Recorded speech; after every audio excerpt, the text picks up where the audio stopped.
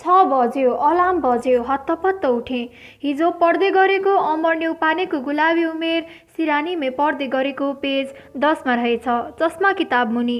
सधैँ जस्तै हिजो पनि पढ्दा पढ्दै निदाएछु।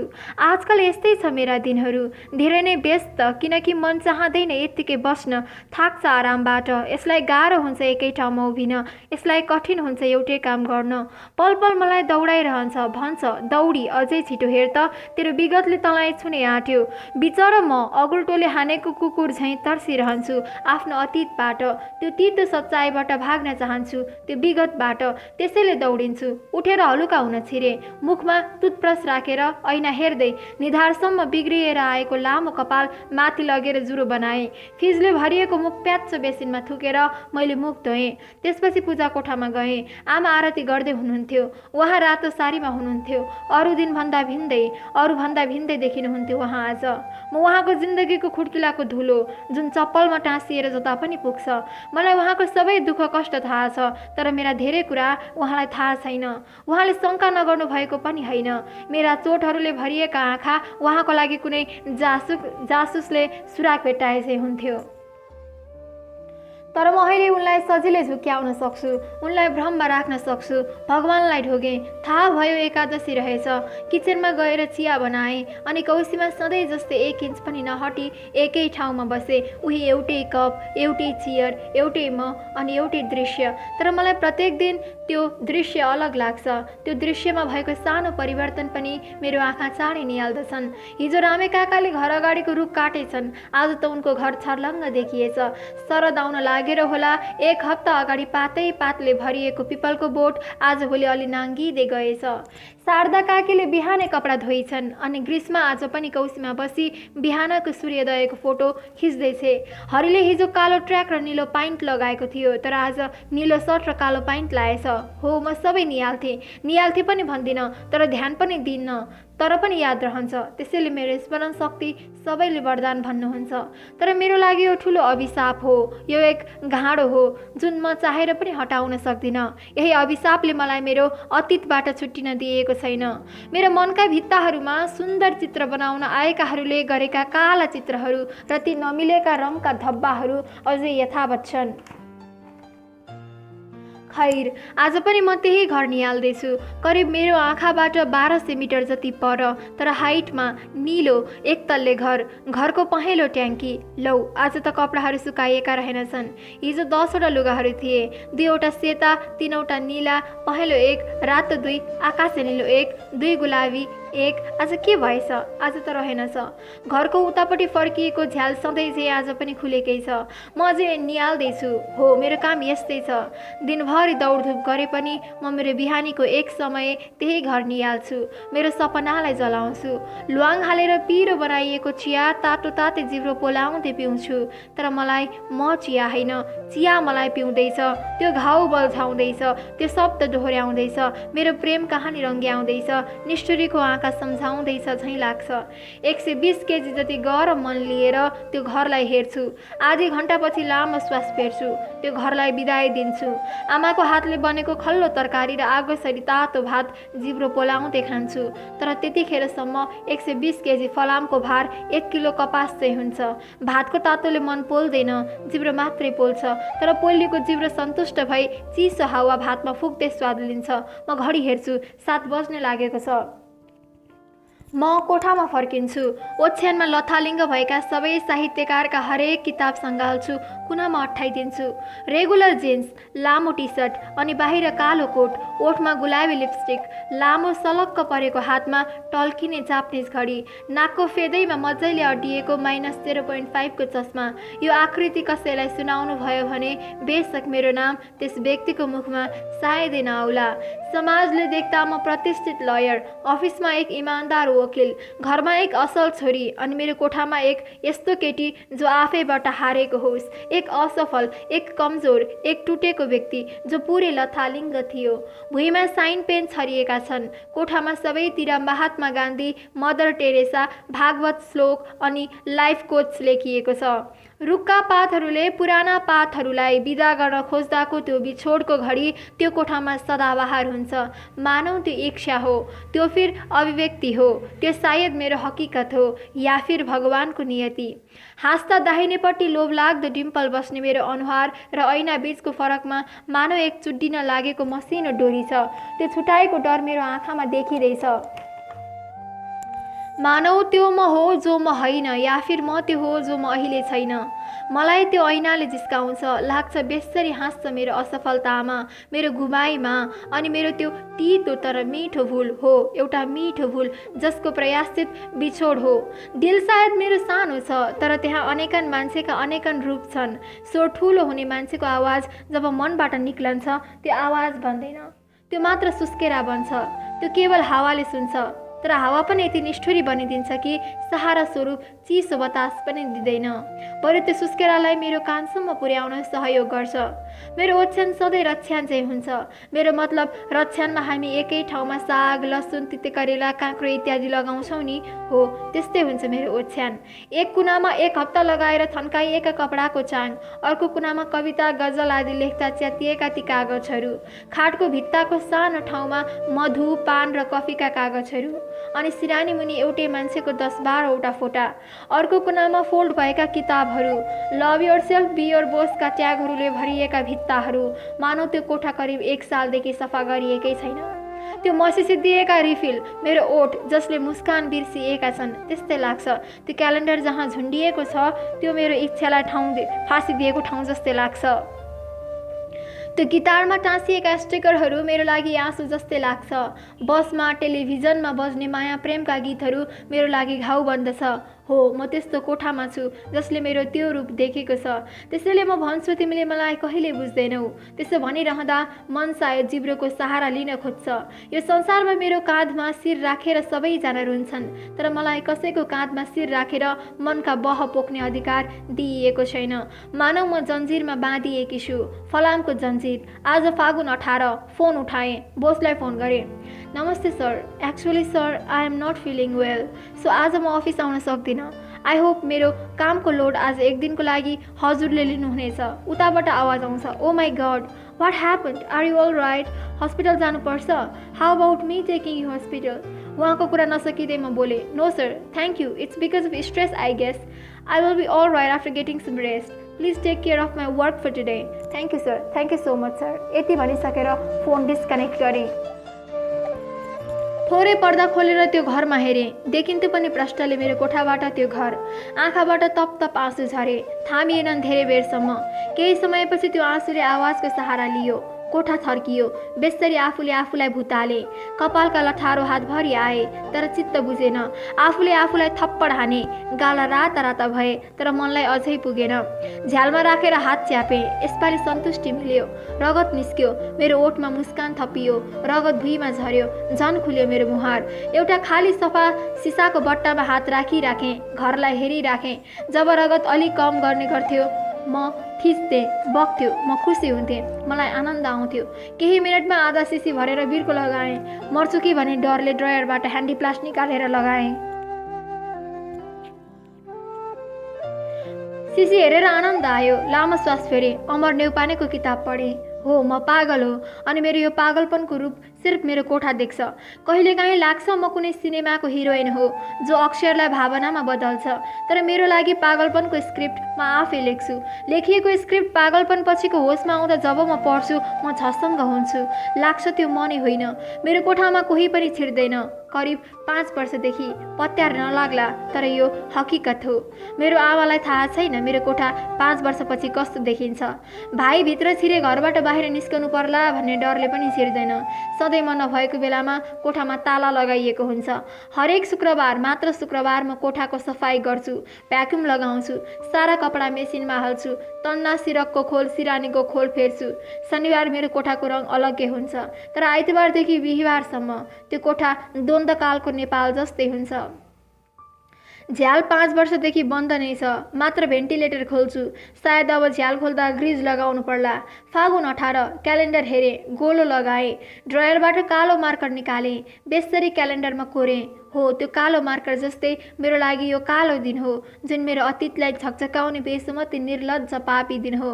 मेरो लागि कालो दिनको महत्त्व सायद अलि धेरै नै छ।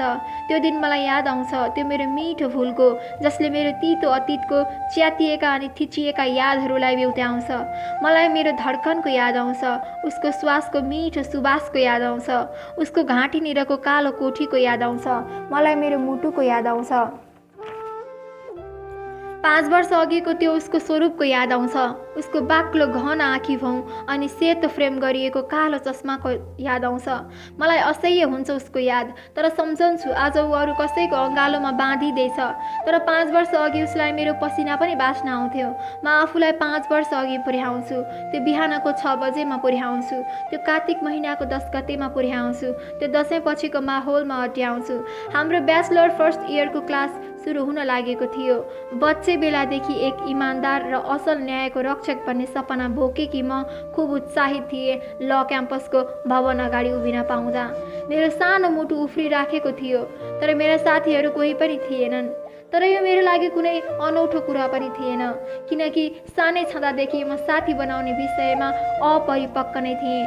मलाई रहर लाग्थ्यो साथीहरू बनाउन, तर मेरो लागि मेरो साथीहरूको मनमा मात्र हेय भावना रह्यो। जब जब म नयाँ परिवेशमा जान्छु, मलाई मानिसहरूसँग घुलमिल गर्न गाह्रो हुन्छ, तर म बोल्न रुचाउने जातक हो। मेरा साथीहरू मेरो खिल्ली उडाउँथे, मेरो हाँसोको या फिर मेरो भनाइको गलत मतलब निकाल्थे, त्यसैले म चुप बस्न रुचाउँथे। तर मलाई चुप लागेर बस्न अझै धेरै गाह्रो हुन्थ्यो। कतिचोटि म मेरा साथीहरूको होमवर्क पनि गरिदिन्थेँ, कहिले नोट पनि गरिदिन्थेँ, सायद मसँग साथीत्व निभाउन खोज्लान् कि भनेर। तर मैले धन्यवाद पनि हाँसोमा मात्र पाउँथेँ। मसँग भएका सबै थोक दिन्थेँ साथीहरूलाई दूरी मेटाउन, तर मेरा प्रयासहरू सधैँ 2 मिल पर पुगेर निराशा दिन्थ्यो। त्यसैले मैले निराशालाई अँगालेँ। एक्लोपनको असर ममा धेरै हुन पुगेपछि मैले 7 वर्षदेखि एउटा गतिलो साथी बनाएँ। हो, त्यो मेरो मन थियो। म यति मजाले कुरा गर्थेँ आफैसँग, लाग्छ मेरो मन र म अलग अलग सोच भएका भिन्न मानिस हौँ, मानौ हामी जुम्ल्या हौँ। त्यसपछि मलाई साथीहरूको आवश्यक कहिल्यै परेन। म अरूसँग कम बोल्थेँ, तर आफूलाई मन परेको मान्छेसँग बोल्दा म पानीसरी बग्थेँ। मलाई दिमागको प्रयोग गर्न मन लाग्दैन थियो। म त्यो मन मिल्ने मान्छेको अगाडि आफूलाई सम्पूर्ण समर्पण गरिदिन्थेँ, केही मनमा नराखी सबै सुनाउँथेँ। तर यो गतिविधि अहिलेसम्म मेरो मनले मात्र पाएको थियो। ल क्याम्पसको प्राङ्गणमा उभिरहेँ। कक्षा कोठा थाहा थिएन। कलेजी कलरको स्वेटर र कालो जिन्सले मलाई अलि खुलाएको थियो। म अल्मलिएँ त्यतैतिर एकैछिन। गेटबाट अलि दायाँपट्टि रहेछ र थोरै दुबोको चौर जस्तो। म त्यता गएँ। त्यहाँ भएका पुतलीहरूलाई निहालिरहेँ। उनीहरूको उडान मलाई असाध्यै मन पर्थ्यो। सेतो कालो बुट्टे पुतली मेरो दाहिने हातको पाखुरामा बस्यो। मेरो खुसीको सिमाना नै रहेन। म एकटकले आँखा तन्काउँदै थिएँ। एउटा अलि धोक्रो तर मिठो स्वर नजिकै आयो। पर्ख पर्ख, उसले फोन निकाल्यो र स्माइल प्लिज भन्यो। म अल्मलिएँ। मैले उसलाई निहालेँ। ऊ पुरै कालो टी सर्ट र कालो ग्रन्ज प्यान्टमा थियो। अग्लो तर गोल्चो मुख, मिलेको दाँत, तर पातलो दारीमा ऊ निकै आकर्षक देखिन्थ्यो। तर उसको आँखा साह्रै लोभ लाग्दो, लामो लामो परेला अनि आँखा गाजल लगाएका जस्ता नसिला। मानव उसको आँखामा एउटा गजबको नसा छ, यस्तो नसा जसले लक्ष्यमा हिँडेका मान्छेहरूको ध्यान भङ्ग गरिदियोस् या फिर पतिव्रता पत्नीको व्रत। म टोलाइरहेँ, तर ऊ अझै क्रियाशील छ। हात बढाउँदै उसले आफ्नो नाम प्रबल छेत्री रहेको बतायो। मलाई त्यो नाम साह्रै प्यारो लाग्यो, साह्रै आत्मीय। त्यो नचिनेको मान्छेलाई मैले पहिले कतै चिनेको जस्तो, मानौ हामी 700 वर्ष अघिका प्रेमी हौँ र हाम्रो बिछोडको अवधि अब घट्दैछ, या फिर 7औं जुनीमध्ये मैले उसलाई 6औं जुनीसम्म पाइसकेको जस्तो। म काम्न थालेँ, तर त्यो काम छुटाएमा मेरो मन आज निशब्द थियो, बोली नै फुटेन। लाग्यो म आज त्यो 6 महिनाको बच्चा हो जो आँसु र हाँसोले बुझाउँछ आफ्नो मनका भावना। स्वाति भण्डारी मात्र मुखबाट निस्किएछ। उसले म प्रति हात बढाएको रहेछ, तर मेरो आँखा उसको आँखामा मात्र थिए। पछि सम्झिँदा निकै पछुतो लाग्यो। आँखामा नसा बोकेर हिँड्ने मान्छेको स्पर्श नपाएकोमा मनले मलाई धेरै बेरसम्म धिक्कार्यो। तर ऊ अलप भयो, खै कता कता गयो। करिब 5 मिनेटपछि एक हुल केटीहरू गेटबाट भित्र छिरे। मैले तिनीहरूलाई पछ्याएँ। माथिल्लो तलाको सबैभन्दा कुनापट्टि परेको कक्षा हाम्रो कक्षा रहेछ। बाहिर ब्याचलर फर्स्ट इयर मात्र लेखिएको एक पुरानो खिया लागेको बोर्ड झुन्ड्याइएको थियो। त्यहाँको बारदलीबाट तल हेरेँ, जाईको फुल पहेँलो भएर फुलिराखेको डोरी लगाएर हाम्रो कक्षाभन्दा माथिको फ्ल्याग झुन्डाउने स्ट्यान्डमा झुप्पो झुप्पो भएर फुलेको त्यो फुलले मेरो जोसको मात्रालाई दोब्बर बनाइदियो। भित्र छिरे, कालो ब्ल्याकबोर्ड, चकले इन्ट्रोडक्सन लेखिएको, अगाडि चक राख्ने सानो चारपाटे फलामे भाँडो, काठको डस्टर, एउटा चेयर र टेबल थियो। डेस्क बेन्चभरि 1 औँला जति धुलो जमेको रहेछ। भुइँभरि कागज नै कागजहरू थिए। झ्यालमा पनि धुलो निकै नै जमेको रहेछ। फर्स्ट बेन्चमै बस्ने निधो गरेँ। ब्यागबाट कापेको बीच पाना निकालेर धुलो सफा गरेँ। झ्याल बिस्तारै खोलेँ। सोझै घाम मै भएतिर पर्यो अनि बल्ल मैले यताउता निहालेँ। आज धेरै विद्यार्थीहरू आएका रहेनछन् जस्तै लाग्यो। एक हुल केटीहरू र एक हुल केटाहरू फरक फरक साइडमा बसेर आफ्नो परिचय गरिराखेका थिए। सधैँ मित्रताबाट टाढा भाग्ने मैले सिधै कसैसँग परिचय गर्न अलि सकिनँ। त्यसैले म फर्स्ट बेन्चमै बसिराखेँ। एकछिनपछि एउटा कालो चस्मा लगाएका, अन्दाजी 41 वर्ष जतिका अधभैँसे केटो भित्र छिरे। उनको निधारको सेतो चन्दनको टिको टलक्क टल्क्यो र त्योभन्दा पनि उनको पहेँलो दाँतले छेडेको मुस्कानले मलाई अझै उनी को हुन् भन्ने कौतूहलतामा घेर्यो।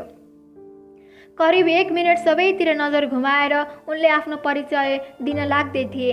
म झ्याल बाहिर हेरिराखेको थिएँ। फेरि त्यही चिनेको प्यास लागेको स्वर सुनियो, अलि पर जाऊ त चस्मेस। म छसङ्ग भएँ। फर्केर हेरेको त्यो त ऊ नै रहेछ। हो, ऊ। मनले भन्यो, चिनेको मान्छे। ऊ मसँगै बस्यो, तर मलाई अचम्म लाग्यो। पछि केटाहरूको हुल पनि थियो, किन ऊ मसँग नै बस्यो। तर यो सोचिरहँदा मन आनन्दले नाच्यो। मैले भने, चस्मा त तिमीले पनि लगाएकै छौ नि, म पनि तिमीलाई चस्मै भनौँ। यतिखेर त्यो कालो सर सबैको क्रमैसँग नाम सोध्दै थिए, तर म उसँग व्यस्त हुन चाहन्थेँ। ऊ अलिक नजिक सर्यो र कानैमा आएर भन्यो, केटी सोझिहोली भनेको त बाङ्गो पो देख्छु। मैले यो डायलग अनमोल केसीको सिनेमामा सुनेकी थिएँ। फर्काउन त चाहन्नथेँ, त्यही पनि मुखबाट खुस्किहाल्यो। फिल्मी डायलग। ऊ आफ्ना अनार जस्तो दाँत पुरा देखाएर हाँस्यो, तर ऊ हाँस्दा मेरो मस्तिष्कभित्रको संसार उज्यालो भयो। मैले उसलाई हँसाएँ। मेरो लागि यो नै सबैभन्दा ठुलो उपलब्धि थियो। सबैको नाम सोधेपछि सरले भन्नुभयो, मेरो नाम हरिकृष्ण श्रेष्ठ हो र म आजबाट तपाईँहरूको जेनरल लको शिक्षक। आशा छ तपाईँहरू आफू आफ्नो अनुशासन र आफ्नो कर्तव्य पुरा गरी आफूलाई एक कुशल न्यायपालक साबित गर्नुहुनेछ। यति भनेर उहाँले प्रबललाई देखाउँदै भन्नुभयो, लौ अगाडि फर्स्ट बेन्चमा बस्ने चस्मे भाइ उठ त। यो सुनेर मलाई हाँस उठ्यो। अघि मैले भनेको मिल्यो होइन भनेर मुख छोपेर हाँसेँ। उसले मेरो हातमा चिमोटी दियो। मैले आँखा तरेँ। सरले सोध्नुभयो, तिमीले किन ल पढ्ने विचार गर्यौ, हामीलाई सुनाऊ त। म खुब ध्यान दिएर सुन्दै थिएँ। ऊबाट खुब आशावादी उत्तरको प्रतीक्षा गरिराखेको थिएँ। सर, मेरो बाबाको सपना मलाई एक वकिल भएको हेर्ने छ, त्यसैले म ल पढ्न चाहन्छु। मलाई उसको यो उत्तरले कता कता खिन्नता जनायो। म सन्तुष्ट थिएन उसको यो उत्तरसँग। मलाई उसलाई गाली गर्न मन लाग्यो। करकापमा यस्तो गरेको भनेर झिझोल्न पनि मन लाग्यो, तर मनले तत्कालै प्रतिक्रिया कस्तो आज्ञाकारी छोरा मात्रै दियो। मान्छेहरू भन्न त भन्थे, मन परेको मान्छेको दिशा नै पनि मनपर्छ भनेर। हो रहेछ जस्तो लाग्यो। एक्लै हाँसेँ। त्यतिकैमा एउटा तीखो स्वर आयो, ल अब चस्मेस बहिनीको पालो। यो पाली हाँस्ने पालो उसको थियो र ऊ पेट मिची मिची हाँस्यो।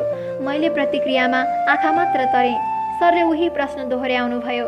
मैले आफूलाई अन्याय मन नपर्ने र अन्यायसँग लड्न वकिल बन्नुपर्ने भएकाले ल जोइन गरेको दाबी गरेँ। उसले आफ्नो मुखलाई चुच्चो बनाउँदै क्या बात भन्यो। मेरो गाला राता राता भए। सायद उसले यो प्रश्न देख्यो होला। हरिकृष्ण सर जानुभयो। कक्षा खाली भयो। मैले उसलाई सोधेँ, तिमी किन यहाँ बसेको? मलाई थाहा थियो उसले सिधा उत्तर दिँदैन। उसले भन्यो, झ्यालबाट हावा आउँदा तिमीलाई उडाउला कि भन्ने डरले बसेको। म खिस्सा हाँसेँ। बेकार सोधेछु झैँ लाग्यो। एकछिनपछि ऊ फेरि बोल्यो, किन बस्नुहुन्न थियो हो कि तिमी? उसको हावभाव अर्कै भयो। मैले बुझिनँ। के तिमी भनेको? म के? मैले सोधेँ। उसले मेरो कानैमा आएर भन्यो, are you having your periods? म जुरुक्क उठेँ। मेरो प्रतिक्रिया वाट मात्र थियो। मेरो गाला राता राता भए। मलाई असाध्यै लाज लाग्यो। यति लाज लाग्यो कि आँखामा आँसु टल्किन थाल्यो। म अकमकिएँ, के बोल्नु के नबोल्नु भयो, तर मुखबाट फुस्किहाल्यो। मलाई फसाद पर्यो, मलाई भाग्न मन लाग्यो त्यहाँबाट, तर ऊ मेरो आँखामा हेरिराखेको थियो। मैले यताउता हेरेँ, झ्याल बाहिर हेरेर लामो श्वास फेरेँ। के भयो Swati, what did you do? मन यही दोहोऱ्याउँदै थियो। अब ऊ जान्छ भन्ने कुरामा म ढुक्क थिएँ, तर उसले त कानैमा आएर हाउ मेनी डेज भनेर सोध्यो। म पुरै मूर्ति भएँ, जिउमा काँडा उम्रियो, आँखी भाउ खुम्चिए, हात मुट्ठी बनाए, केही पनि बोलिन। तर ऊ अझै मैतिर हेरिराखेको थियो। 3 भनेर झ्यालपट्टि फर्किएँ, बेस्सरी जिब्रो टोकेँ। त्यसपछि ऊ केही पनि बोलेन। आज कक्षा यति नै भएको र भोलिबाट नियमित कक्षा सञ्चालन हुने कुरा हरिकृष्ण सरले आएर भन्नुभयो। हामी घर जाने तर्खर गर्न लाग्यौँ। उसले सोध्यो, कहाँ बस्छौ? मैले पुतली सडक भने। तिमी नि? हत्तपत्त सोधेँ। उसले सामाकोसीबाट अलि भित्र ग्रान्डी हस्पिटल भएतिर भन्यो। मैले त्यति टाढादेखि भनेर सोधेँ। उसले प्रतिक्रियामा मुम्टो हल्लाइदियो। ल म गएँ भनेर ऊ गयो। कस्तो निष्ठुरी रहेछ, यत्रो अप्ठ्यारोमा पारेर जाने बेलामा गेटसम्म पनि गएन भनेर फतफताउँदै बाहिर निक्लिन लागेको थिएँ। प्राय सबै गइसकेका थिए। मुर्दा त बाहिर लुकेको रहेछ। बेस्सरी हाउ गरेर तर्साइदियो। म जोडले चिच्चाएँ। हातमा भएको किताब भुइँमा झर्यो। यसपालि मलाई ऊदेखि साह्रै रिस उठ्यो। काम पाएनौ तिमीले? मलाई हार्ट एट्याक आएको भए? ऊ जोडले हाँस्यो र भन्यो, कम अन स्वाति, तिमी यति कमजोर वकिल बन्न चाहन्छौ र? एनिवे, मलाई बस स्टपसम्म पुर्याइदिने जिम्मा तिम्रो। किन, तिमी 2 वर्षको बच्चा हो र? मैले थपेँ। बच्चा नबन, बरु 2 मा पछाडि 1 जोडेर 21 बनाऊ, अनि बच्चाको सट्टा बेबी भन्दा फरक पर्दैन। कस्तो मातेको मुर्दा रहेछ, मनमा नै भने। मैले किन बेबी भन्नु नि तिमीलाई? चर्किएँ। अनि अघि बच्चा भने होइन त? इङ्ग्लिसमा बच्चालाई के भन्छ त? ऊ झन् चर्कियो। मैले जिब्रो निकालेर जिस्काएँ। उसले पनि आँखा तन्काएर जिस्कायो। हामी दुवैजना हाँस्यौँ। गेटबाट 5 मिनट पर जानु पर्दो रहेछ उसको गाडी चढ्ने ठाउँ पुग्न। अलि पर पुगेर एउटा पानीपुरी पसल देखियो। उसले पानीपुरी खान जाम्न भन्यो। कस्तो केटी जस्तो केटा होला, मैले मनमा नै भने। के रे, मलाई केटी भने? ऊ जङ्गियो। मोरो बोक्सो पनि हो कि क्या हो? केही नि होइन, म कहाँ त्यस्तो भन्छु तिमीलाई। जाऊ हिँड पानीपुरी खान, तर म चाहिँ खाँदिनँ है, तिमी खाऊ, मैले भने। उसले 1 प्लेट पानीपुरी मगायो। स्वाद लिएर खायो। मोरोले खाऊ पनि भनेन।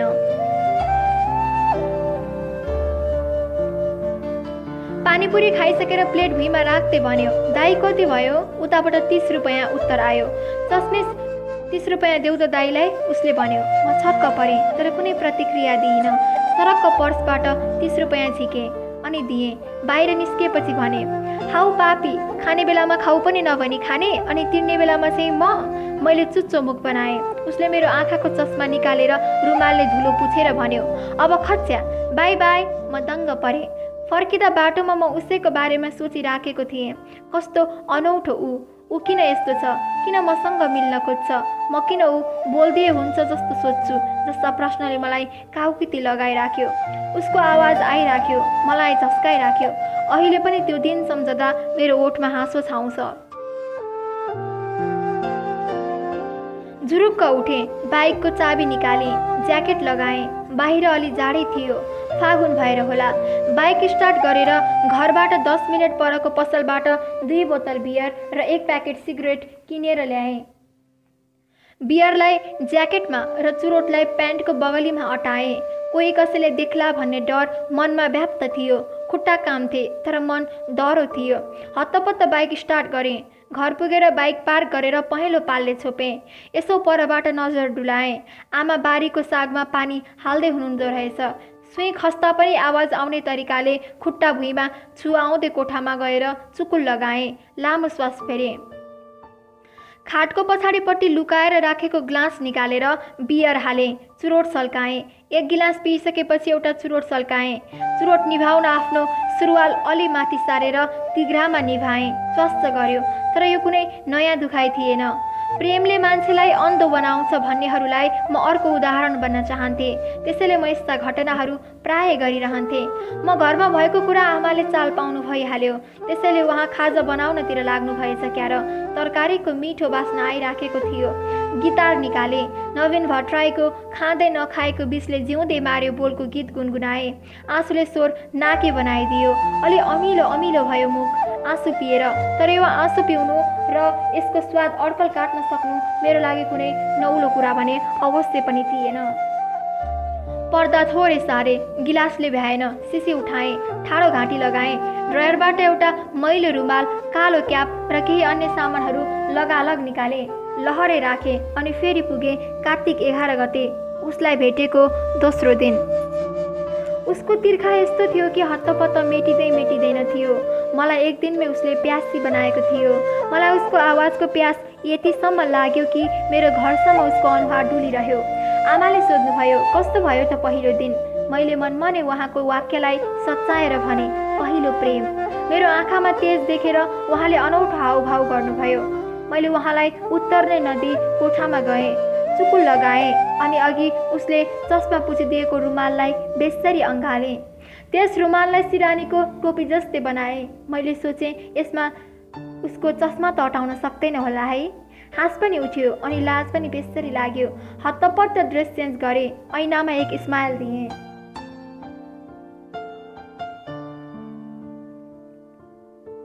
आमा पछाडि उभिनु भएको रहेछ। मलाई हेरेर आँखा तरेको जस्तो गर्नुभयो। मलाई उसँग बिताउन मन थियो मेरो बाँकीको पुरा जिन्दगी, उसैको यादमा, उसैको सम्झनामा, उसैको छायामा। मलाई भोलि कहिले आउला चाहिँ भयो। आमाले पिँडालु उसिनु भएको रहेछ। हरियो खुर्सानीमा अदुवा राखेर पिँधेर ल्याएर दिनुभयो। केही छोडाएर खाँदै थिएँ। फोनमा नोटिफिकेसन आयो, Prabal Chhetri sent you the friend request. यो देख्न साथ खुसीले ठाउँ छोड्यो। म त उफ्रिन पुगेछु। हत्तपत्त आफूलाई सम्हाली मैले रिक्वेस्ट एक्सेप्ट गरेँ। त्यति गरेर उसको प्रोफाइलमा गएँ। प्रोफाइल पिक उरखैको एकजना केटीको थियो। हातखुट्टा कामे, मनै अमिलो भयो, संसारै भाँसिए जस्तो लाग्यो। कभर फोटो पनि त्यही केटीको देखेपछि म झस्किएँ। मेरो त आँखाबाट आँसु नै चुहियो। हत्तपत्त फेसबुक अफ गरेँ।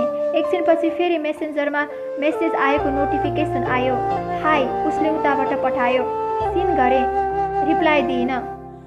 फेरि उसले हाई चस्मेस भन्यो।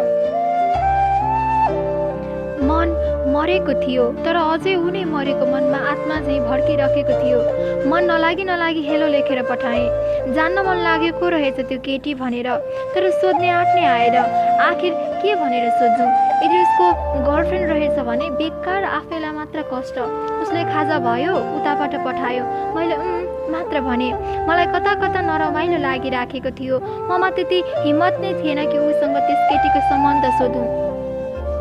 मनमा नै भने, Swati you are used to. अरू जस्तै ऊ पनि तेरो जिन्दगीमा बस साथीको भूमिका निभाउन आएको हो। मन सानो नबना। यति भनेर आफूलाई सम्हाले र त्यो केटी र उसको विवाह भएको सम्झे। आफू कुनै कुनामा बसी उनीहरूलाई ह्याप्पी म्यारिड लाइफ विस गरिराखेको सम्झे। अनि कौशीतिर गएर एकछिन हावा खाएर आएँ। बेलुकाको खाना खाइसकेर कोठामा झरेँ। नयाँ किताबहरू ओछ्यानमा फिजाइएका थिए। टिपेर ब्यागमा हालेँ। यसो हेरेको त उसको 3-4वटा मेसेज आइसकेछ।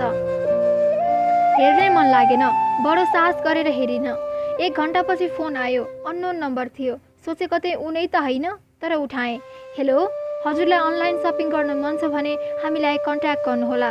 पर्दैन भनेर फोन काटेँ। मलाई उप्रति अझै आश किन लागिराखेको थियो। त्यसमाथि उसँग मेरो नम्बर पनि थिएन। भएको भए पनि मलाई किन कल गरोस्? यदि कल गरे पनि मलाई के भनोस्? यस्तो कल नै गर्नुपर्ने कुरा पनि हाम्रो बीच केही पनि थिएन। म को नै थिएँ र उसको। फेरि फोन बज्यो। त्यही नम्बर थियो। उठाएँ। हत्तपत्त भने त मलाई अनलाइन सपिङ गर्नु छैन। उताबाट राक्षसी हाँसोको फोहरा छुट्यो। चस्मेस मलाई चिनेनौ? म त मूर्ति भएँ। ऊ थियो। किन कल गर्यो? कसरी नम्बर पायो? जस्ता प्रश्नले मनभरि डेरा जमायो। तिमीले मेरो नम्बर कसरी पायौ? सोचेर भन त, उसले भन्यो। मैले सोचिसकेँ, अब तिमी भन। मैले भने, पहिला तिमीले के सोच्यौ त्यो भन। मैले सोचे नसोचेको कुरा तिमीलाई के को मतलब भनेर ठाडो उत्तर दिएँ। त्यसो भए तिमीलाई उत्तर दिन जरुरी मैले सोचिन। ऊ कड्कियो। मैले नभन म फोन राखिदिन्छु भनेर फोन कट गरेर फुत्त सिरानीमा फाले। फेरि नोटिफिकेसन आयो। दिउँसो भरेको फर्म सम्झिएनौ? ए, मुर्दाले फर्मबाट पो नम्बर लिएछ। कता कता खुसी पनि लाग्यो। हत्तपत्त च्याट खोलेँ। तिमीलाई त्यो कुनै तरिका हो मजाक गर्ने? अनि एङ्ग्रीवाला इमोजी पठाएर च्याट बन्द गरे। उसले किनभने तिमीले सिधा सिधा केही पनि भन्दिनौ, त्यसैले थोरै दिमाग मात्र लगाएको उसले भन्यो। मैले होला होला भने, तर एक्कासी अघिको प्रोफाइल पिक्चर सम्झिहालेँ। त्यसपछि मोबाइल उठाएर हत्तपत्त टाइप गरेँ, किन आफ्नो गर्लफ्रेन्डसँग बोलिसकिसकेर हो मसँग जिस्किरहेको? म उसको उत्तरको अपेक्षामा थिएँ। उसले सिन गर्यो तर रिप्लाई दिएन। अब त झन् मन मर्यो। गर्लफ्रेन्ड होइन भने त होइन भनिहाल्थ्यो नि, त्यो उसको प्रेमिका नै हुनुपर्छ भन्ने कुरा मनले दोहोऱ्याइहाल्यो। सिरानी च्याप्प समाते, आँखा चिम्लिएर बसे। 5 मिनटपछि उसको रिप्लाई आयो। हेरेँ, कोजिएफ उसको प्रश्न थियो। मैले प्रोफाइल राख्छु अनि मलाई सोध्छौ भने। हात कामी राखेको थियो, तर मन एकदमै डह्रो बनाएको थिएँ उसको त्यो उत्तर सुन्न जुन म सुन्न चाहँदैन थिएँ। उसले उताबाट हाहावाला स्टिकर पठायो। भन्यो, मामा घरको दिदी हो। म यति खुसी भएँ त्यो सुनेर। लाग्यो संसारमा यति धेरै मान्छे छन्, तर मेरो मान्छे ऊ नै हो। मनमा नै उसको निधारमा चुम्बन गरेँ अनि लजाएँ। उसको अर्को मेसेज, छैन मेरो कोही पनि, तिम्रो नि। हत्तपत्त म जस्तोलाई कसले हेर्छ र भनेर टाइप गरेँ। उसले आँखा नभएकाहरूले हेरिहाल्छन् नि भनेर उत्तरमा लेख्यो। मुर्दा, भन्न पाएको ठाउँमा के बाँकी राख्थ्यो र? ल सुत, केटा र केटी अबेरसम्म फोनमा कुरा गर्नुहुन्न रे। उसको अर्को मेसेज, यो डायलग अनमोल केसीको ड्रिम्स फिल्मको होइन र? मैले पठाएँ। उसले खुब फिल्म हेर्ने बाँकी छ होइन भनेर पठायो। यसरी राति उसलाई बाई भनेर सुते। म उसैको बारेमा सोचेर निदाउनै सकिरहेको थिइनँ। 10 बज्यो, सकिनँ। 10:30 भयो, निन्द्रै आउँदैन। फेरि 10:45 मा अर्को मेसेज आयो। हत्तपत्त हेरेँ। दिव्याले यो मेसेज फरवार्ड गरे र सेयर गरे, मनोकामना पुरा हुनेछ भन्ने हावादारी फरवार्ड गरेकी रहेछ। रिस उठ्यो। मलाई उसको मेसेजको पर्खाइ थियो। कस्तो तलब लाग्ने उसको मायाको, उसको साथको। लाग्यो मोहनै लगाए जस्तै उसको हरेक बानी। उसले बोलेको सम्झिएँ। ऊ मेरो पहिलो प्रेम थियो, तर डर लाग्यो कतै आकर्षण मात्र हो कि भनेर। तर त्यतिखेर नै मुटुले ढुकढुक आवाज बढाइदियो र मेरो प्रेम निश्चल रहेको प्रमाण दियो। फेरि अर्को मेसेज आयो 11 मा। यसपालि पनि दिव्याकै होला भनेर हेर्नै मन लागेन, तर पनि हेरेँ। यसपालि उसको थियो। जुरुक्क खाटबाट उठेँ। मलाई नै सम्झिँदैछु होइन? उसको प्रश्न। अति मिठो प्रश्न। मैले उत्तरमा लेखेँ, किन तिमीलाई सम्झिनु मैले, म त यतिकै फिल्म हेर्दैछु भनेर जिब्रो टोकेँ। उसले मेसेन्जरमा कल गर्यो। अलि सताउन मन लाग्यो, उठाइन। फेरि गर्यो, फेरि उठाइन। त्यसपछि गरेन। 5 मिनट भयो, गरेन। त्यसपछि आफै गरे। उसले उठाएन। फेरि गरे। यसपालि पनि उठाएन। मैले पनि गरिनँ। 2 मिनटपछि उसले फेरि गर्यो। मैले उठाएँ। किन फोन गरेको? उसले सोध्यो। अरे पहिला तिमीले फोन गरेको हो, मैले भने। माफ गर्नुहोला, तर मैले तपाईँलाई कल गरेको छैन। उसले भन्यो।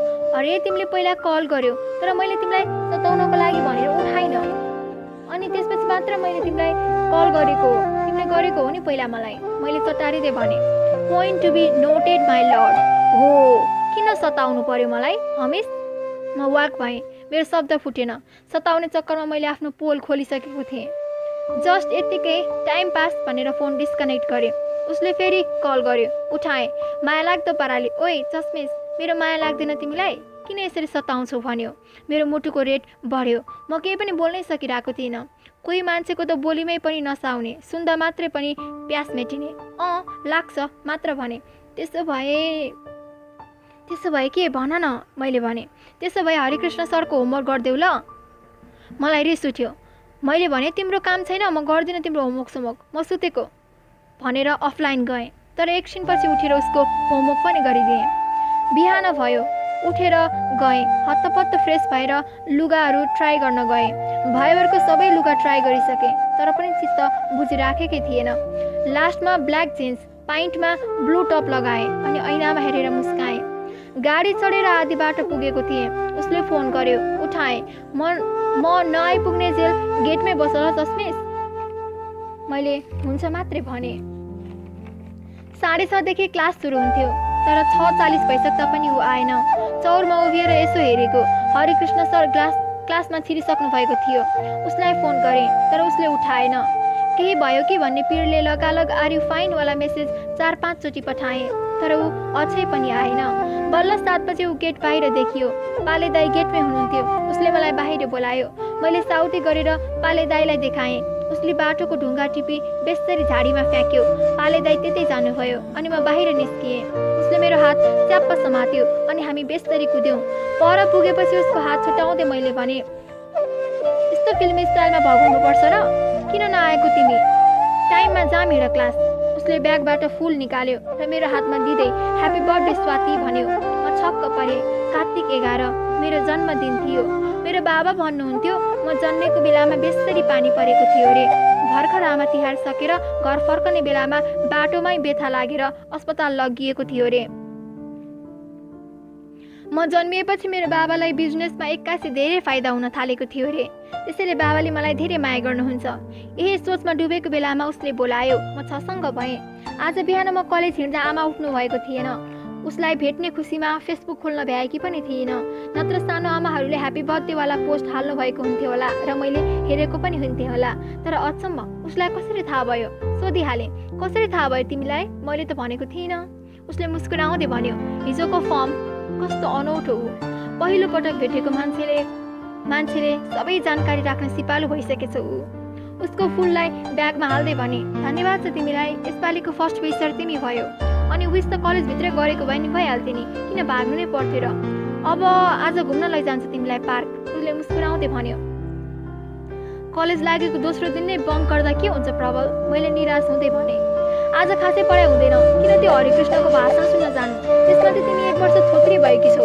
तिम्रो लागि यो दुःखद खबर हो, तर मेरो लागि त ट्रिट माग्ने मौका हो। आज तिमीले मलाई पोर्क मोमो खुवाउनुपर्छ। उसले जिस्काउँदै भन्यो। पार्क टाढा छ, त्यसमाथि रत्न पार्कबाट जाँदा र आउँदा पनि घुम्ने समय त खासै रहँदैन, मैले भन्यो। उसले हातमा बाइकको चाबी निकाल्दै देखायो। I have come with a plan. के थाहा, तिमी सिकारु रहेछौ भने जन्मिएकै दिन मर्छु म। सक्दो जिस्किएर भने। गुलाब जस्तो पक्रिएको उसको मुहारमा छिनमै कालो बादल छायो र भन्यो, विश्वास गर्दैनौ तिमी मलाई चस्मेस? ऊ चुचक्क बस्यो। मेरो मुटु कटक्क खायो। उसलाई उठाउँदै भने, आफूलाई भन्दा धेरै गर्छ नि विश्वास त। उसले ब्यागबाट लाइसेन्स निकाल्यो। मलाई अलि सुरक्षित महसुस भयो, तर मनमा कयौँ शङ्का उपशङ्का उब्जिरहेका थिए। म एक दिनको मित्रताको लागि मेरो बाबा आमाको 20 वर्षको संस्कार बिर्सन लागिसकेको थिएँ। हिजो भेटेको ऊ यति प्यारो कसरी लाग्न थाल्यो? मलाई डर थियो आफन्तले थाहा पाउलान् भन्ने। बिहान कलेज हिँडेकी छोरी दिउँसो केटासँग मस्की बाइकमा हुइकिएकी छे रे भन्दा के भित्ला मेरी सोझी आमामाथि। तर मलाई यसको पर्वाह नै थिएन। हत्तपत्त मफलरले मुखसम्म छोपेँ। उसले बाइक स्टार्ट गर्यो। मलाई स्पिडदेखि डर लाग्छ है प्रबल, बिस्तारै चलाऊ, मैले भने। मैले चलाउन चाहिनँ भने? उसले भन्यो। मैले तिमीलाई बेस्तरी च्यापेँ भने? मैले भने। उसले हाँस्दै भन्यो, मैले त्यही खोजेको हो भने। ऊ अझै बोल्दै थियो। मलाई फरक पर्दैन भने हामी दुवै यसरी हाँस्यौँ। भनेपछि तिमी पनि सुबिन भट्टराईको समर लभ पढ्छौ होइन त? तिमीलाई थाहा छैन केटाहरू केटी पछाडि राखेपछि बाइक कसरी कुदाउँछन् भनेर? यो त केटाहरूको जिन्समै हुन्छ नि चस्मेस। ऊ हाँस्दै भनिराखेको थियो। है भनेर खिस्सा हाँसे। धन्न मैले जतिखेर नै ब्रेक हानेको छैन, नत्र त तिमीले मलाई त्यही आवारा केटाहरूमा दाज्ने थियौ। ऊ बेस्तरी हाँस्यो। मैले लजाएर नखरा देखाएँ। हामी पार्क पुग्यौँ। त्यहाँ धेरै प्रेमी जोडीहरू एकअर्काको प्रेमको दुनियाँ सजाइराखेका थिए। एकअर्काको आँखामा डुबेर प्रेमको रसपान गरिराखेका थिए। कोही लाज र शरमको पर्दा हटाएर एकअर्कालाई चुम्बन पनि गरिराखेका थिए, त कोही चर्को घाममा एकअर्काको अँगालोको छहारीमा सुस्ताउँदै थिए। हामी पनि एउटा फलामे बेन्चमा बस्यौँ। मैले ब्यागबाट छाता निकालेँ अनि एउटै छाता मुनि हामीले पोट्याटो चिप्स खायौँ। मलाई सपना सरी लागिराखेको थियो। यो सपना कहिले नटुङ्गियोस्, कहिले नबिउजन परोस्, यो मिठो निन्द्राबाट झैँ मनमा भान भइराखेको थियो। अनि भन, मेरो लागि त्यही एउटा फुल मात्रै हो, अरू केही पनि छैन? भन न त, अरू के चाहिन्छ तिमीलाई? मैले मागेको कुरा तिमीले दिन्छौ र? मैले सोधेँ। मजाले। ए त्यसो भए ऊ त्यहाँ परको जोडीलाई हेर, देख्यौ? देखेँ। What? Swati, they are kissing each other. Do you want me to kiss you? ऊ जुरुक्क उठ्यो। यसपालि मेरो हाँसोको फोहरा छुट्यो। Come on Prabal, you completely overthought. म त त्यो केटीको हातमा भएको पपकर्नको कुरा गरिराखेको थिएँ। तिमीसँग मुभी जाउँ कि भन्ने कुरा गर्न लागेको थिएँ। तिमी त धेरै पर पो पुगेछौ। म जोड जोडले हाँसेँ।